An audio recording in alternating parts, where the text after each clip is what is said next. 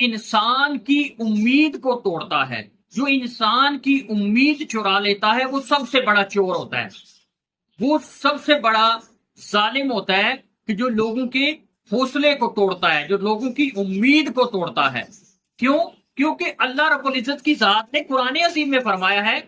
لا تقنطوا من رحمت اللہ، کہ میری رحمت سے کبھی مایوس نہ ہوں۔ بھی دنیا میں ایسے کئی ٹولوں کا سامنا کریں گے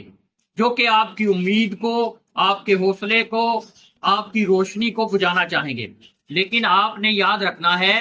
کہ آپ نے زندگی کو ان کی نظر سے نہیں دیکھنا، آپ نے زندگی کو اپنی نظر سے دیکھنا ہے۔ اور آپ کے اندر اللہ پاک نے یہ صلاحیت رکھی ہوتی ہے، تب آپ کسی مقام پہ پہنچتے ہیں،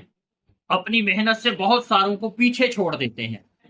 کہ آپ نے اپنے آپ کو مضبوط رکھنا ہے، آپ نے اپنے سٹیمنے کو، اپنی پاور کو مضبوط رکھنا ہے۔ ادروائز لوگ تو ایسے ہی ہوتے ہیں، لوگ تو ٹھگ ہوتے ہیں، لوگ تو امید توڑنے والے ہوتے ہیں، لیکن یقین کریں وہاں پر ہی آپ کو راستے میں ایسے اچھے لوگ مل جاتے ہیں جو آپ کی امید کو بڑھا دیتے ہیں۔ اور کیوں نہ ہو کہ وہ جو امیدوں کا مالک ہے، وہ جو رب ہے، جو کہ سب ہے، اس نے کہا ہے کہ تمہارا حوصلہ، تمہاری امید میں ہوں، تم مت گھبراؤ۔ اللہ رب العزت کی ذات فرماتی ہے کہ ہر وقت تمہارے ساتھ ہوں۔ تو آپ نے